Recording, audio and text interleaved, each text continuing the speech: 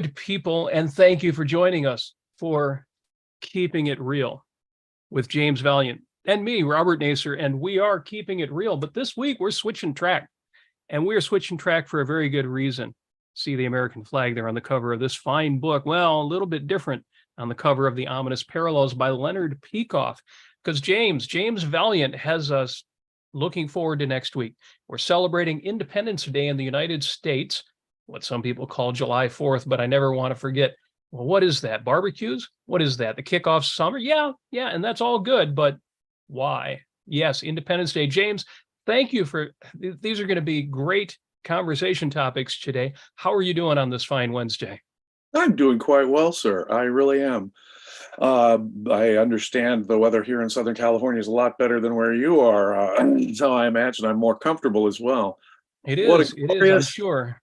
What a glorious country it is, and it isn't the weather that makes it glorious, my friends. Let's explore the wonder, the unprecedented achievement that is the United States, or at least was the United States.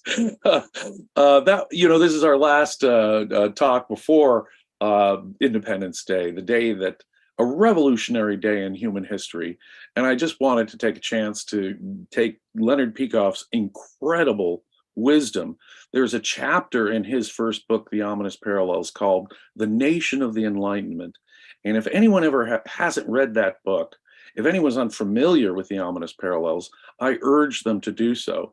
It's not only a devastating critique of how 20th century totalitarianism is itself the product of philosophy, but it is also a glorious defense of America and its philosophical greatness and its philosophical shortcomings as to why America couldn't last as the beacon of liberty that it once was, and why it's declining around us today. But what a nation in its conception, what a nation in the ideas behind it. And the only real defense of these ideas really comes from objectivists. Conservatives like to mouth some kind of nominal defense of and it's a perversion of what the founding fathers did. In fact, the only ones really on the intellectual map today who properly understand the intellectual basis of America are objectivists. And so if you think that America was a glorious revolution in human liberty, and you think that America was a step forward in the progress of human liberty and life on Earth, subject I want to talk about, that I can think of nothing more important than the work we do here at Ayn Rand Center UK. You guys put in your super chats, hit like, hit share. Do please become subscriber to Ayn Rand Center UK. We're the ones defending the ideas of individual liberty and reason today. The real carriers of the banner of America's founding fathers. That's us. Absolutely right. We are a project, multiple projects, but we are on a mission here at the ARCUK. UK. Anybody listening to this episode, anybody in the chat making your comments, and thank you for joining us, especially anybody putting in super chats, contributions, joining the YouTube channel, joining the ARCUK, using the link at the top of the chat. You're part of this project too. And what does that mean? What does that look like? Well, James, you've picked 4 excerpts from that chapter, The Nation of the Enlightenment from the Ominous Parallels. If anybody has not yet read this book or the updated version, the Cause of the Rise of Hitler's Germany, it's not just a book about World War II. In fact, it's not primarily a book about World War II. So if you're not that interested in World War II, Nazism, Germany, you might think, no, this isn't. Well, we're going to convince you otherwise this morning. James, the first excerpt you picked comes right from the beginning of this section. And I'm quoting Leonard Peikoff from The Ominous Parallels. The development from Aquinas through Locke and Newton represents more than 400 years of stumbling, tortuous, prodigious effort to secularize the Western mind, i.e., to liberate man from the medieval shackles. It was built up to a climax, the 18th century, the Age of Enlightenment. For the first time in modern history, an authentic respect for reason became the mark of an entire culture.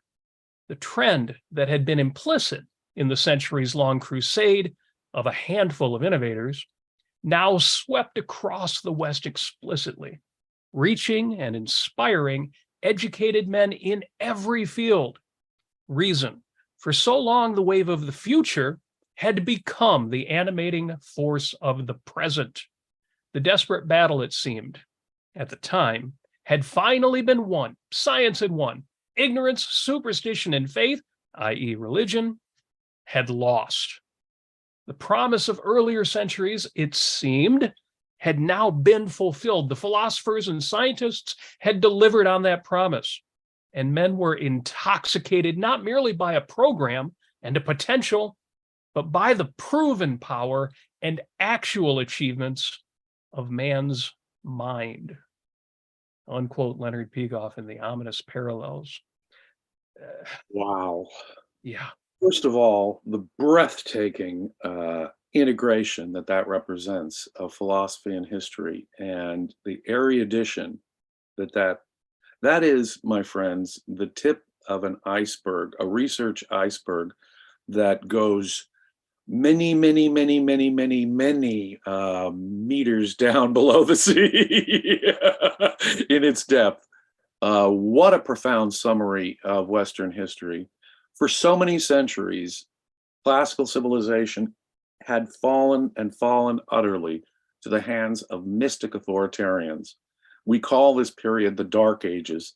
It was a period in which blatant Platonic, unworldly, mystical ideas had reached a zenith of consistent evil, which we call Christianity.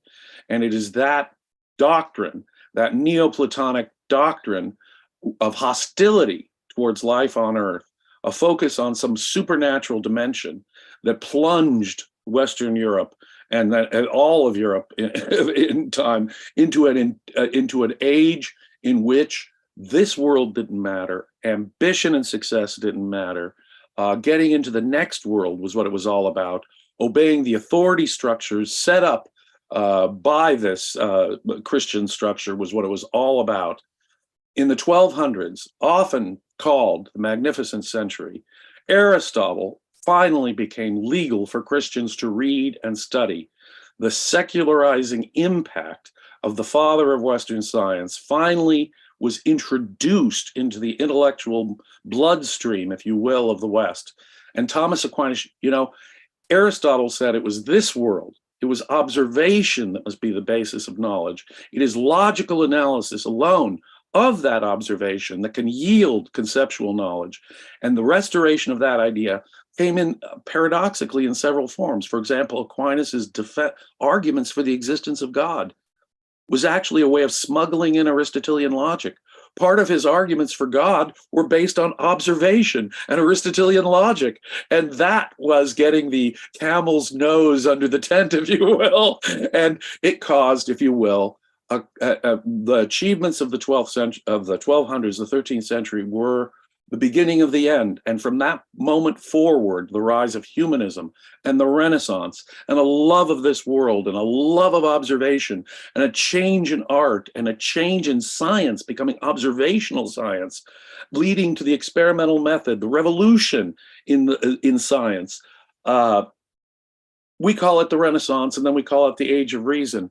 And by the 1700s, by the 18th century, the achievements of science and the achievements of philosophy were unmistakable. The power of reason was now becoming understood as a reality, And this can be seen maybe best in the achievements of two Englishmen, one Isaac Newton, who integrated the achievements of a dozen scientists who'd come before him. He said he stood on the shoulders of giants, but he himself was at least their equal, and a giant who could put that together and see even further.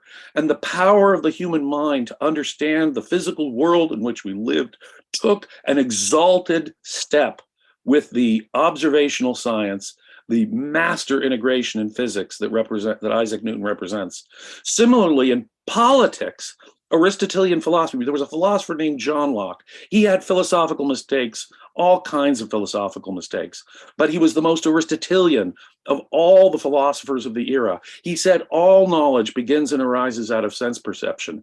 He was looking to human nature to develop in an Aristotelian, basically an Aristotelian way, the first doctrine of individual rights, individual liberty, arguments against slavery, arguments for private property. And these arguments were the philosophical celebration of what life on earth could be. No longer was it focused on this heaven, this supernatural dimension, even though Locke and Newton were both Christians, weird Christians in their way, funky Christians that could only be in their unique time. But the point is that they had given new confidence to reason in its ability to reshape the world, the power of reason. And throughout that century, the defenders of these ideas really ruled the day. And what most people don't realize is that America represents the culmination of that anti-Christian, anti-Platonic movement that had begun in the 1200s, had developed through the Renaissance, the age of science, and had reached this climactic moment in the Enlightenment. America is the quintessential product of that intellectual movement, an anti-religious movement, an anti-Christian movement, an anti-Platonic movement, which culture, there were two times really in the history of Western civilization where a culture was really reason focused, and this worldly focused, ancient Greece and the Enlightenment. And the Enlightenment in some ways having the advantage of looking back on the ancient Greeks had taken them a step further in the realm of politics. And that is what America represents, ladies and gentlemen. The climax of the greatest achievement in the history of Western civilization. Outstanding. Let me read excerpt number 2 of the 4 that we're going to read today, and then I'll have a couple things to say about that as well. But Leonard Peikoff, in The Ominous Parallels, writes, almost without exception, the countries of the world owe their origins to non-ideological factors, to the accidents of war. Oh, sorry, a super chat came in. I forgot, I really meant to say thank you to Bonnie Bertrand. Early super chat, thank you very much for that. And another one just came in from Buster Jones. Thank you for that as well. He says, it's pretty eye-opening to observe the consequences of a nation embracing Christ, and one that now tries to mimic Christ despite its implicit message.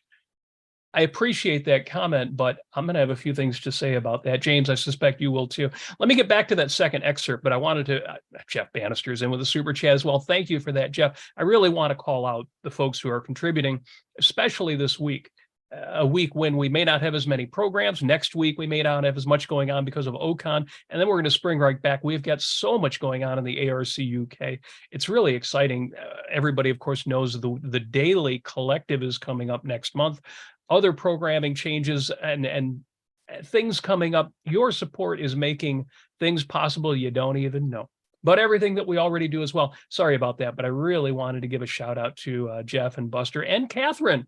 Catherine is in with a super chat as well. Thank you for that as well. Again, both of them just contributing, no question there. So Bonnie, Buster, Catherine, Jeff, thank you. Let me get back to number 2, because I really, and I know you too, James, have a lot to say. Number 2, again, start over again. Quote, almost without exception, the countries of the world owe their origins to non-ideological factors, to the accidents of war, the meaningless warfare of clashing tribes, or of geography, language, custom, etc. The United States is the first nation in history to be created on the basis of ideas. Its founding fathers were not tribal chiefs or power-lusting conquerors or a revelation-encrusted priesthood. They were thinkers, and thinkers of the Enlightenment, educated, articulate, thoroughly imbued with the ideas of the period. Jeered at by traditionalists on both sides of the Atlantic, these men proposed to create a nation whose institutions would be without precedent, and to do it on the basis of a theory, an abstract theory of the nature of man and of the universe. The United States, they decided, would be the first country in history to stand for something. It would be the first nation to have an avowed philosophical meaning. Unquote Leonard Peikoff. Now, James, I know you have a lot to say, but I've got to get this in. First thing I think is, well, England. We talk about Greece as the cradle of civilization. England was the standard bearer of civilization, the civilizing influence around the world, the greatest country up to that point. And yet, for all of their great thinkers, and Adam Smith from neighboring Scotland, for all of the great thinkers that you had in England, and the great scientists, the Newtons, for example, they did not let go of their idea of authoritarianism arising from tradition and religion. They had the ideas in some of their greatest thinkers, but they were so entrenched in the ideas of the past that, as magnificent as England was, it could not be what America, how is it America is only less than 300 years old and is the greatest benefactor to the world in terms of both production and innovation, the highest GDP in the world? There's only one explanation for that, and it's exactly what Dr. Peikoff is talking about, the ideas on which this country was founded. Britain, it's an amazing thing. You can track the development of British law and constitutional law in particular. I know they have an unwritten constitution, unlike America, but the development of the Constitution of England from the 1200s, when the Magna Carta was signed, forward is an astonishing development, one that could only have happened in the post-Aquinas world of reason. But the development of British common law, the development of the British Parliament, the development of the British jury system, yes, indeed, made England the cradle of liberty in many fundamental respects. They pioneered representative democracy. They pioneered these ideas. They pioneered capitalism in important ways, a due process and a respect for property rights.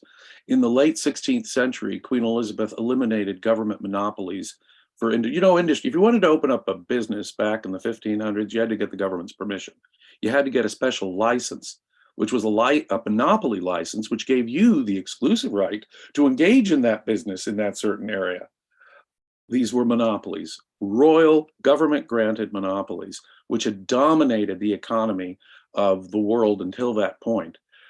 England, for example, under Elizabeth, started systematically eliminating these state-licensed monopolies, opening up private business and the ability for private businesses to compete with one another.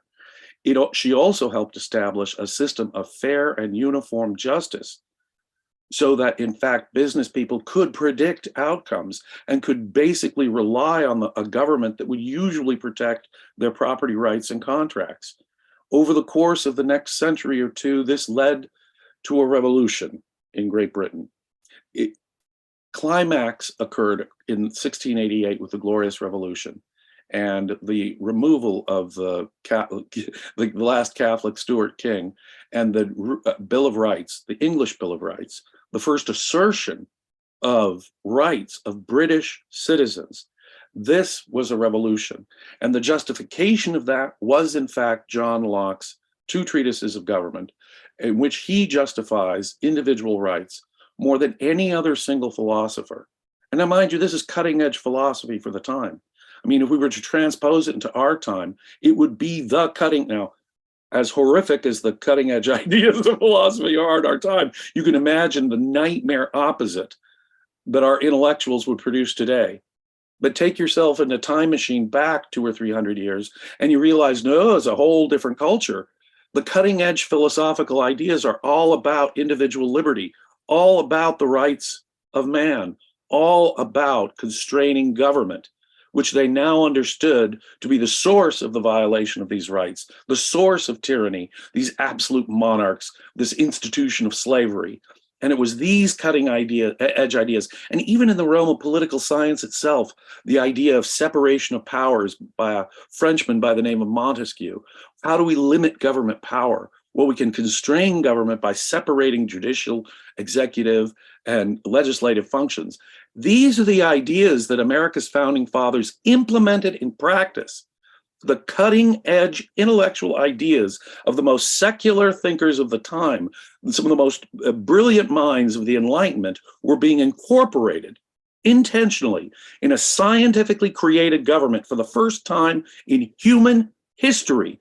What Leonard says here is absolutely correct. Some accident of migration, some accident of war, some mountain chain that couldn't be crossed, some linguistic similarity that developed over time. These are some religious, and this often was the case, a religious association, one group for another, caused these segregations into religious tribes. And it is that tribalism that dominated the creation of nations since the dawn of time. America was going to be developed on the basis of ideas, philosophical ideas about the nature, human nature. That's what it was about for Locke. And Locke was the single greatest influence on the founding fathers. If you read the Declaration of Independence, if you read the Federalist Papers, if you read the correspondence of the founding fathers, you realize these were the animating ideas that actually, they were the cutting edge, well-educated English lawyers who were well-read men who knew the cutting edge philosophical ideas of their time and were implementing them in what is a remarkably secular revolution. Every government before that had had some kind of mystical justification. Our king is divinely appointed by our gods or our God. Some official state religion had dominated the governments of every government until that point. America said no established religion of any kind, an absolute revolution in the history of world government. It was a radically secularizing idea. It was an idea that based on the belief that reason can change the world for the better, that reason is the way we fix the world. This power and confidence in reason is the huge animating part of it.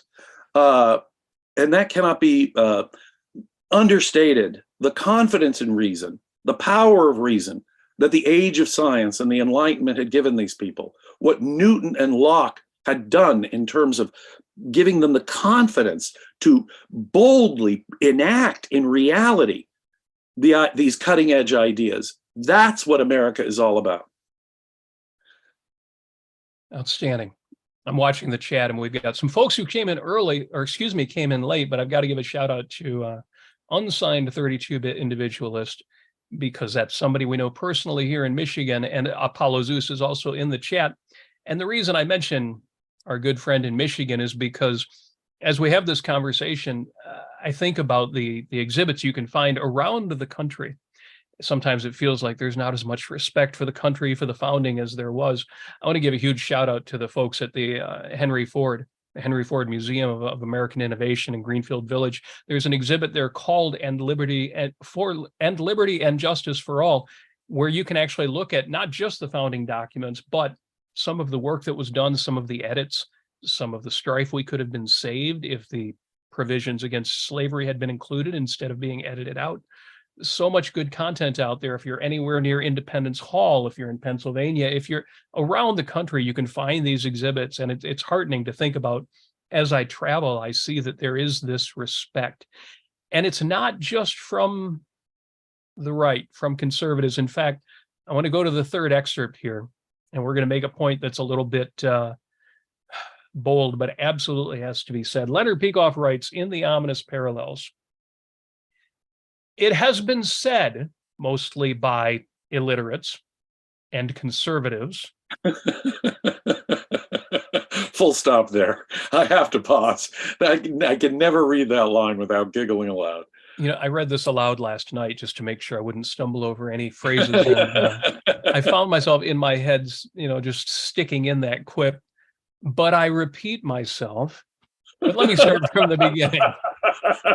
I shouldn't say that. I have so many good conservative friends. Again, we're talking about the ideology. We're talking about the movement here. But again, quoting Leonard Peikoff from The Ominous Parallels, it has been said, mostly by illiterates and conservatives, that the belief in God is at the base of the American system, and that the United States is a product of Christian piety. In fact, the religious mentality was not the source of this country's distinctive institutions, but the fundamental obstacle to their emergence. So long as men took the idea of God seriously, the idea of America, the America conceived by the founding fathers, was not possible. Unquote. Now, there's a bold statement, and I think absolutely right. Let's take one little phrase from the Declaration of Independence just to show how absolutely correct Leonard Peikoff is here. The Declaration of Independence famously and boldly asserted that all men have the equal right to pursue their happiness. Now, this flies in the face of every mystical idea since the dawn of mystical philosophy.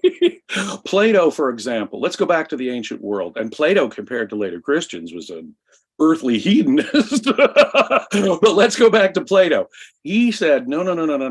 To get real happiness, to really get plugged into stuff, you have to be an ascetic. You have to turn away from earthly pleasures. You have to turn away from the material world and get your mind, your focus on purely abstract intellectual things that belong to a supernatural dimension of forms, And so he recommended asceticism.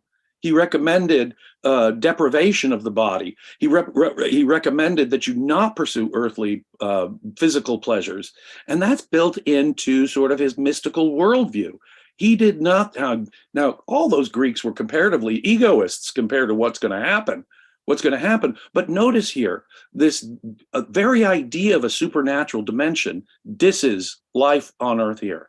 Even in Plato, he's talking about giving up the earthly, surrendering the physical world, this world, in effect, for the next. And that's going to require some asceticism on your part to get in touch with this mystical world. And because this mystical world can only be known by those with higher mentalities, we have to turn over our governing political authority over to these philosopher kings who know better, because they're in mystic contact with this world of forms that the rest of us, ordinary little plebs, can never really get in contact with. Well, this notion was taken up with evil relish by the later Christian philosophers, and they developed it in an even more disgustingly anti-worldly way that made happiness and the pursuit of happiness an outright sin in just about any form you can imagine. In any form you can imagine. Don't worry about what you wear. Don't worry about what you eat. Don't worry about working here look at the lilies of the field. They don't toil. Put your mind on the kingdom of heaven. Don't gather up your treasures here on earth where they can decay. Gather your treasures up in this supernatural dimension, the kingdom of heaven. Pick up your own cross and follow Jesus. Be willing to sacrifice your life here on earth altogether. Be a celibate. Give up all your money. Misery here on earth, blessed are the poor. You're lucky if you're poor, said Jesus. A miserable life on earth is actually a salvation opportunity. You can read in the New Testament that slavery is defended. Slavery, no, there's no individual right doctrine you'll ever find in the Bible, either the Hebrew or the Christian Greek Bible. No doctrine of individual rights, no idea of representative democracy, nothing like that. But what you will find, obey the government as God's appointed agents on earth. What you will find there are attacks on life on earth, happiness on earth, sex, money, you name it. Actually trying to improve your life here on earth is specifically attacked. This assault on happiness, this assault on the individual's happiness here on earth was the dominant force for centuries. Can you imagine the revolutionary idea that says, wait a minute here, folks, it's not getting into the kingdom of heaven. It's not sacrificing for everyone else. It's not sacrificing this life here on earth. The whole point of this exercise for the founding fathers was happiness here on earth and the equal opportunity for every individual to have a chance at happiness here on earth. Their political system was going to be designed around individual rights and a representative system of government precisely because they believed that was the way to maximize people's chances for happiness on earth. They realized that liberty, individual rights, was the social condition which will give every person equally a shot at pursuing their own happiness. That is an egoistic, earthly justification that flies in the face of every Platonic and every Christian idea that had been before that time. It was a refutation of all the priests and kings that had ever existed before it, and the founding fathers understood it at that level. I couldn't agree more. And if anybody needs a stronger case for that, I mean, just imagine a society based on religion, or the union of religion and tradition. How would they defend individual rights? That's ridiculous.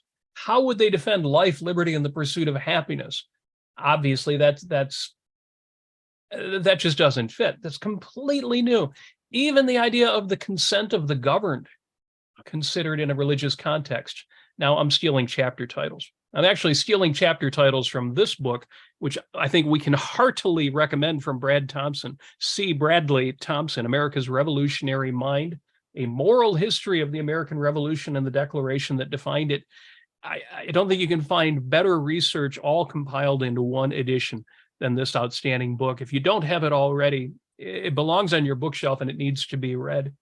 You're right. These ideas all clash with religion, as well as tradition and other forms of authoritarianism, from which a country like England could not fully extricate itself. As magnificent as England, we have enormous respect for our UK brothers, but the reason why the United States was able to transcend even the success of the British Empire is the ideas. This was not an accident of history. And it's not because the United States had more resources or more people. We certainly didn't have that. It still amazes me that China, for all of the magnificent ways in which for a brief time they started embracing capitalism recently, that of course has taken a dip for the worst in the last 10 years. They have 4 times the primary resource, the human resource, and yet they've only recently caught up to our GDP numbers at 1/4 of the population. And now I'm so happy to see that India has now taken over as the population center of the world, despite the fact that I think they're a bit overcrowded for their country. I can see why their GDP is coming up. I think they're going to be the big up-and-comer in terms of progress. I think they have a better chance, despite their authoritarian government, of transcending China, precisely because they're not explicitly communist. Neither one of them can touch what the ideas of freedom, of liberty, of independence, of the sovereignty of the individual have made possible in the United States.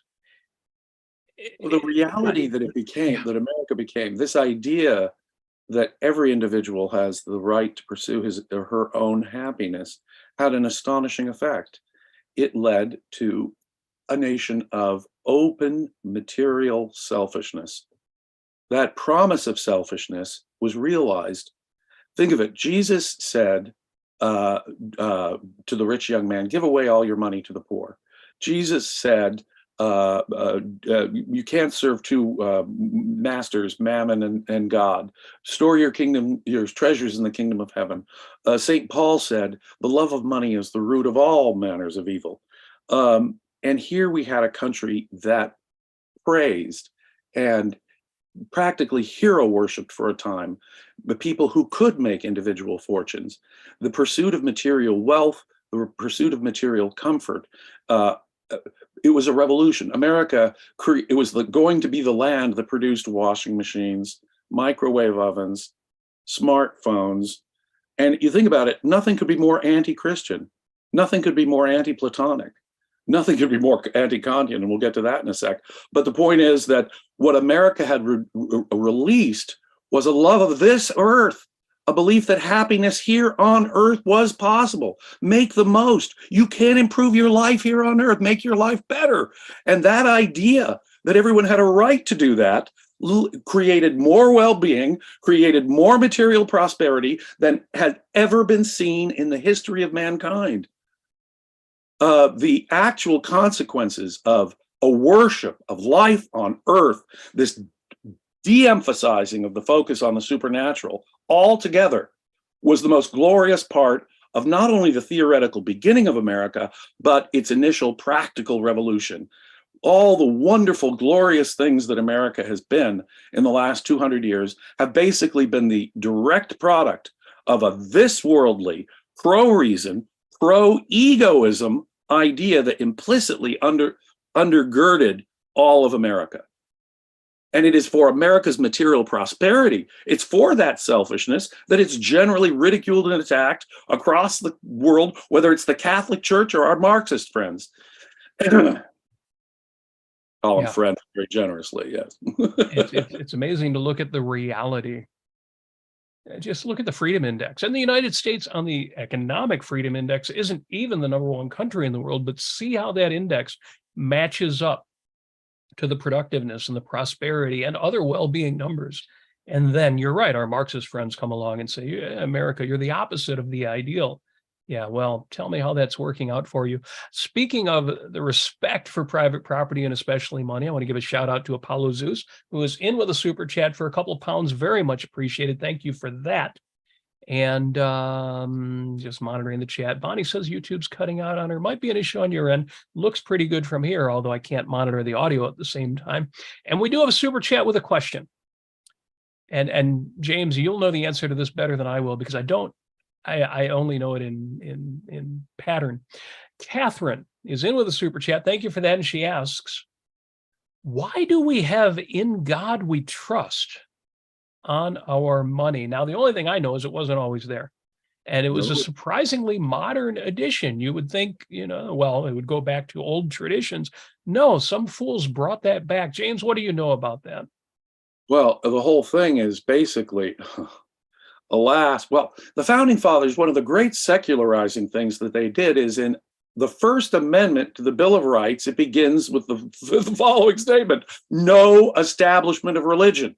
The United States government cannot take a stand on religion, cannot support a religion, cannot encourage a particular religion, and free exercise.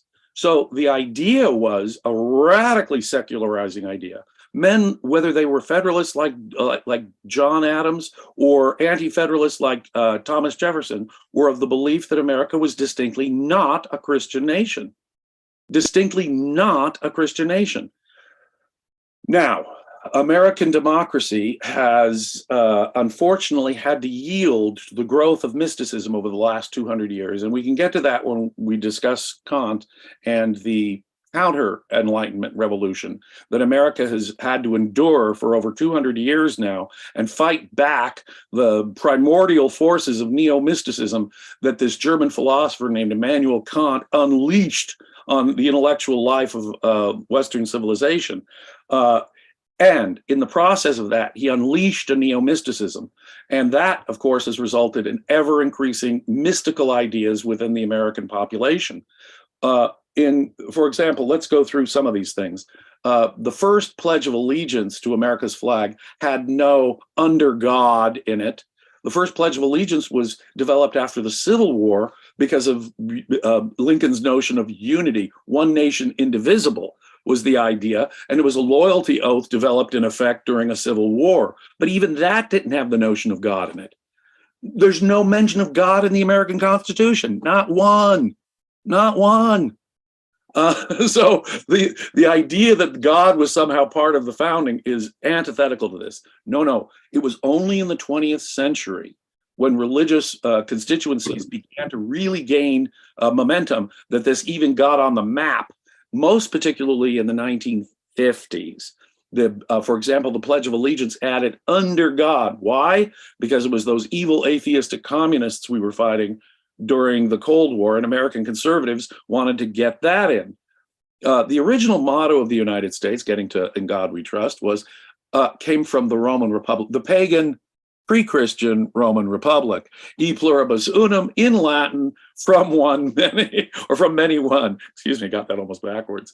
And the same is true with "in God we trust." That only was developed as America's motto many generations after that, and substituted, unfortunately, a far more secular and pagan motto. E pluribus unum was completely supplanted, in effect, by "in God we trust," as religious constituencies grew over the last 200 years in America. There were great religious revivals in America in the 1800s, and neo-mystic revivals, philosophically based, in the 20th century. And under this onslaught of mysticism, America has more and more and more lost its secular, I'll go so far as to say anti-religious basis.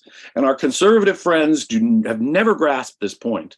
They, with their belief that somehow God is the only basis for any kind of morality, no matter, of course, it is worse than anything else. God is the basis for dictatorship. The authority of God serves as the model for all authoritarianism and dictatorship thereafter. So they've got it exactly backwards. And of course, mysticism is an anti-reason thing. You'll never justify, based on reason, reality, and any kind of earthly approach to this, individual rights. It cannot be. It cannot be. The two ideas are in war and in conflict, and that's what makes it, we could say to ourselves, gee, our progressive friends really hate the ideas of individual rights and they want to get rid of the Constitution altogether. And that's true. The only ones who even give lip service to the Constitution are conservatives. But who's more dangerous? The conservatives who are perverting the idea, we're turning it upside down, inside out, on its head, so that most Americans wouldn't even recognize the actual attitudes of the founding fathers? Or is it these people who frankly say, well, we're opposed to them? I say the conservatives, in a fundamental way, are far more dangerous because they're getting people to forget, in fact, get a wrong idea of what the framers were all about. They were cutting-edge scientists, men like Ben Franklin and Thomas Jefferson. They were inventors. They were well-read, educated men. They were scientists. They were in touch with the great scientists of the time, men like Joseph Priestley and so forth. Franklin, when he went to England, met Adam Smith and even David Hume, the leading English philosopher of the time. Scottish philosopher then. These people were plugged into the cutting-edge ideas of the time. But the cutting edge of the ideas of the time were radically secular, were overwhelmed with the confidence of reason and the power of reason. It was an and I'm going to go this far. Leonard is right in that quote. The traditional idea of God would have made America impossible. A religious worldview would have made America impossible. It is inconceivable to me that your typical mystic in any previous era would have ever said that each of us has a right to pursue our own happiness here on earth. Exactly right. First, let me give a shout out because we've got a big super chat in, very generous, from Richard Cameron, the great guitar player, Ricky Cameron. Thank you for that. He says, thanks for the great talk. Thank you very much for that super chat, and that I appreciate the compliment as well. There's an old joke. People, who have dogs know how their dogs chase cars, and they ask, well, what's the dog going to do with that car if he ever catches it? I always think when people tell me, Robert, you've got to get behind the right. You've got to get behind today's conservatives because they're the only ones who can defeat the left. And the first thing I wonder is, what are they going to do if they ever win? What are we left with if today's conservatives win? But my biggest gripe against the conservatives isn't even that. It's that they're in the way. They stand in the way of fighting the left. The only reason the left is winning is because they are the worst possible opposition to it. And unfortunately, the folks who make this argument keep making it, no matter how much they fail on the right, no matter how, then they just say, well, because the left owns all the institutions. Why do they own all the institutions? Because what the right offers is the opposite of what is needed. I won't argue which is more dangerous, because you can stack up all the evidence and say, yeah, the left is a 10 and the right is only a 7 in danger. But the right is in the way, so they are responsible for the 17, for both of the problems. Without getting too much into that, because I'm going to try to keep it a little bit positive here, because James, you've got such a positive, and we need to get back to the essentials. It's not just, it's not about, Ron DeSantis, speaking of Ocon coming up, or about Donald Trump, or about any of the people that we could complain about. The people, and much worse than any of those politicians, today's conservative intellectuals. Brad Thompson got so much support when that book came out. Intelligent people like George Will, for example, wrote great commentaries on the book, but he also got thrashed by many of today's conservative intellectuals. Oh, the problem today is precisely self-interest. That's what the left's about, those selfish hedonists. And no, we on the right, we're about duty, and in so many other ways. Let me read the fourth excerpt, the final excerpt, and we're going to have more to say about this. We're not done, but the fourth excerpt here, and this is how Dr. Peikoff wraps up this chapter. Quote, "The founding fathers did not know that the era in which they lived and fought and planned was on the threshold of yielding to its antipode. They did not know that they had snatched a country from the jaws of history at the last possible moment. They did not know that even as they struggled to bring a new nation into existence, its philosophical gravediggers were already at work cashing in on the period's contradictions. In the very decade in which the founding fathers were publishing their momentous documents, Kant was publishing his." Of course, that's the unquote, the critique of pure reason. Excuse me, I put an extra quotation mark here. Let me finish this quote. "Symbolically, this is America's philosophical conflict, running through all the years of its subsequent history. The conflict is the Declaration of Independence, with everything that it presupposes, against the critique of pure reason, with everything to which it leads." Unquote. People are going to say, how absurd could some people can say, why can't some German philosopher, Immanuel Kant, he's the enemy of America and everything America stood for? He's the enemy of the Enlightenment? People are going to say, wait a minute, he was this quintessential Enlightenment thinker. In fact, if you look at his politics, he was, like most of the thinkers of his intellectual thinkers of his time, pro-liberty and what you might call in some ways a liberal in his politics. But I want to go back to two of the ideas that we discussed earlier.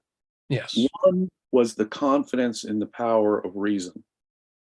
The development of humanism, the Renaissance, the age of science, the Enlightenment, the power of John Locke and Isaac Newton, what that had done is given the Western mind a confidence, a certainty.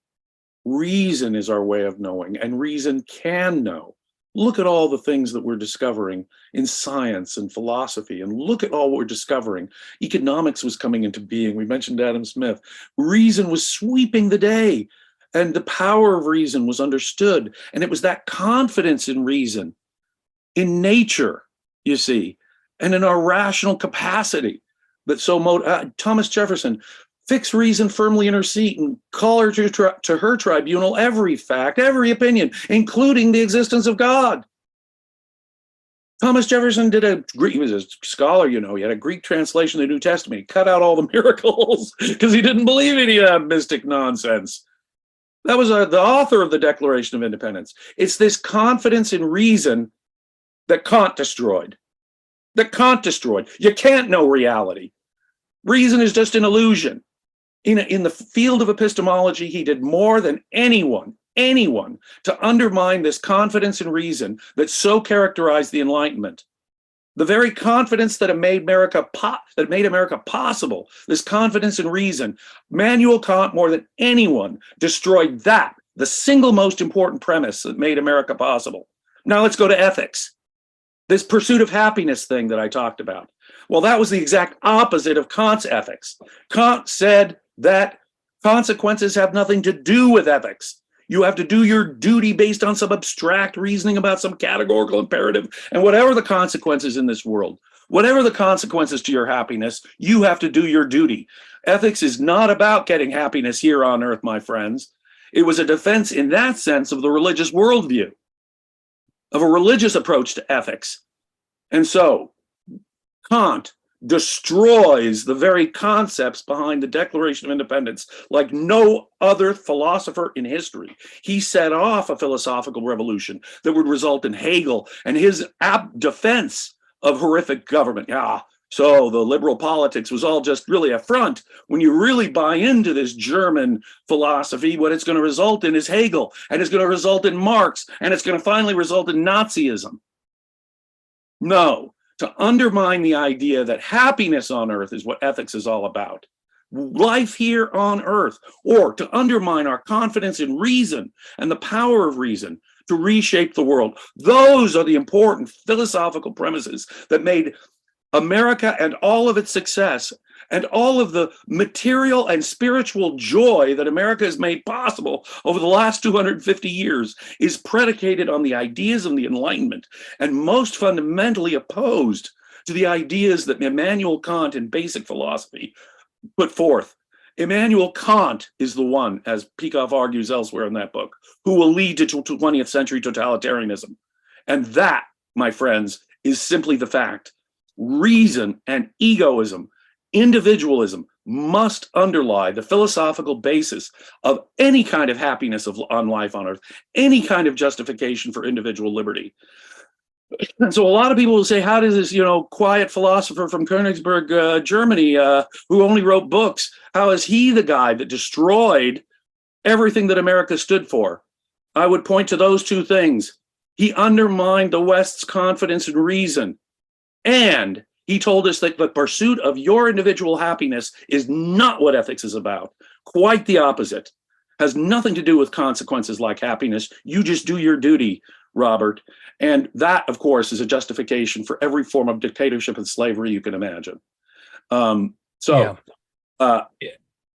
I was just going to say, I know held it. I know people who say, well, people who've never read the founding documents, but they understand the principles behind them, and at least on some level, they understand how respect for individual rights, which means ultimately respect for the individual judgment of actual people, has led to American prosperity. The same people will tell me, but nobody reads Immanuel Kant. Well, you've never read the founding documents either. All it took was for the most influential philosopher of the time to write the Critique of Pure Reason. And he did. We're not taking this simplistically. Critique doesn't mean he was critiquing the faculty of reason. To him, he was simply explaining it, the faculty of reason, just like the Critique of Practical Reason is he's not critiquing ethics. He's explaining it, but he's giving the wrong, ultimately a vicious explanation of it, just like his Critique of Judgment. His Critique of Teleology, again, it's not a critique, it's his explanation, but it's the wrong explanation. When you get political ideas wrong, you get a nation in decline. Well, when you get philosophical ideas wrong, as Kant did, it doesn't matter that most people have never read Kant. Hell, I would be impressed if anybody can get through the critiques. It's not that something. And Hegel. Fichte, the father of socialism. Hegel, the father of modern dictatorship. They did read Kant. Read their Kant. And guess what? Karl Marx read his Hegel. And guess what? We have a chain reaction like that. And to understand each link in that chain, again, the ominous parallels is your go-to best source on that entire chain, from Immanuel Kant to 20th century totalitarianism and the decline, mind you, in even Great Britain and the United States, of what liberty we have enjoyed, to the benevolent impact on humanity, the unprecedented benevolent impact on humanity that has been liberty, the rule of law, and the industrial and scientific revolutions that came in their wake. Even that has been undermined terribly in the last more than a century because of the corrosive effects of these German philosophers, mostly German philosophers, who led to 20th century totalitarianism. They read their Kant, they read their Hegel, Hegel read his Kant, Marx read his Hegel. No, you may not be aware of these guys, but these guys were the architects of all of the neo-mysticism and all of the dictatorships of the last 150 years. What could have happened to a Western civilization that had reached the Enlightenment, that had reached such a confidence in the power of reason and the importance of individual happiness and life on earth? What happened? What happened? Yes. And when I look at the prosperity around us and how great the United States still is, even to this day, it makes me think, well, but we saw that in philosophy. How much greater would James or even Nietzsche have been without German transcendentalism in the atmosphere? Just like how much greater would the United States be today without the corrupting influence of modern philosophy? Where should we be? Where would we be? I have nothing to say, sir. That was brilliant.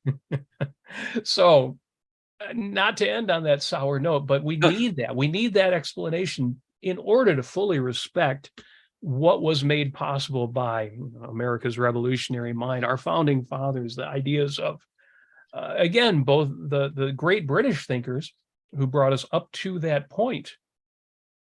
And But there have been many good books on the American Revolution. I think of Bernard Bailyn. I think of several other historians of ideas who really understood where America came from, Enlightenment ideas. The Enlightenment America is a good book, but all of them, in my view, have been eclipsed by Brad Thompson's book. If you want to understand the origins of America, that is the go-to book, ladies and gentlemen. I urge you to read Bradley Thompson's book on the revolutionary mind. It is an eye-opener and an important book, a defense of America. And to actually getting back around to an end on a positive note, but for Ayn Rand, but for thinkers like Leonard Peikoff and Brad Thompson, I don't think there'd be a defense of America's founding fathers as an Enlightenment country. And we have that today. There are people, courageous, intelligent people using their mind to defend America philosophically and historically as the amazingly benevolent revolution it was, the unprecedented revolution in human history that it was. And if we have a future, and if America is going to restore itself as the land where individuals can equally pursue their individual happiness, then it's going to be these ideas, and they're out there. And I'm going to come back around full circle, ladies and gentlemen. It's places like the Ayn Rand Center UK that are promoting ideas like this. And if you think that ideas are really the solution, if there is a hope to get Great Britain and America back on the track of individual liberty, back on the track of something like the free market, our only hope, ladies and gentlemen, are philosophical ideas and the work of men like Leonard Peikoff and Brad Thompson.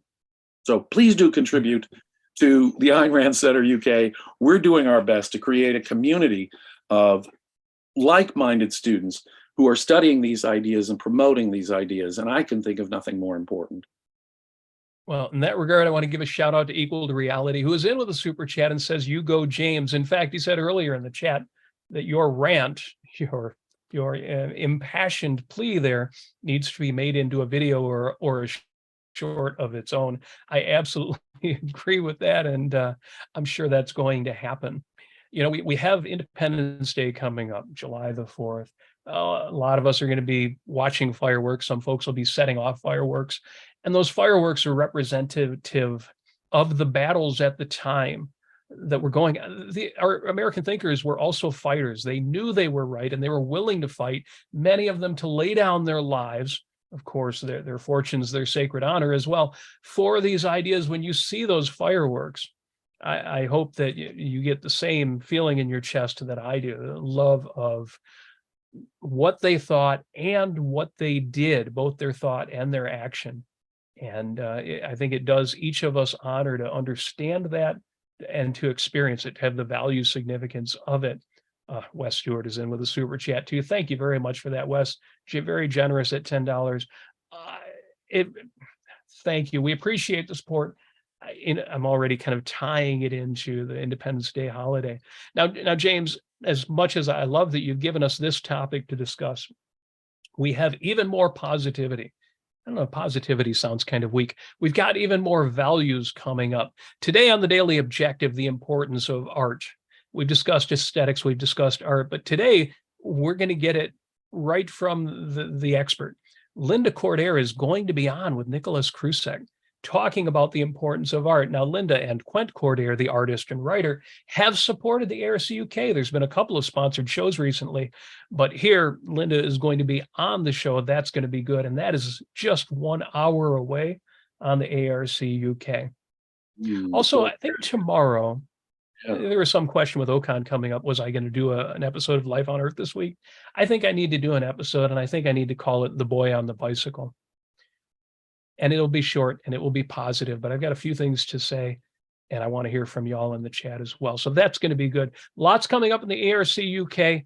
You would think we would just take the week off with all that Ocon stuff coming up, and there may be lighter programming next week during the conference, but no, we do not stop working hard because we love it. And these ideas inform our lives. You'll see me on the Daily Objective next week, but we may not have a Peikoff Wednesday next week because of Ocon. But in 2 weeks, you and I will be back to discuss the work of Leonard Peikoff more, I am certain, my friend. So for all those going to the International Objectivist Conference in Miami this year, please have a great time. It's always an amazing thing. Amazing not only intellectually and spiritually, but in terms of meeting like-minded people. Yeah, people are people. There may be some people there that you don't, but they're going to be people there. And I can't go to an Objectivist conference without making lifetime connections that are really important. So folks, have a great time at Ocon, even if we don't see you next week here on Peikoff Wednesday. Excellent. James, thank you. Thank you, everybody, for watching, everybody for listening, especially you super chatters. That was pretty damn awesome. And catch today's TDO in just 1 hour. Nicholas Krusek and Linda Cordair and Quent Cordair were at the Ocon in 2019 in Cleveland with their pop-up art gallery. Go to cordair.com to see what they offer. And we will see you in the chat in less than an hour. James, thank you. Thank you. Have a great afternoon. Take care.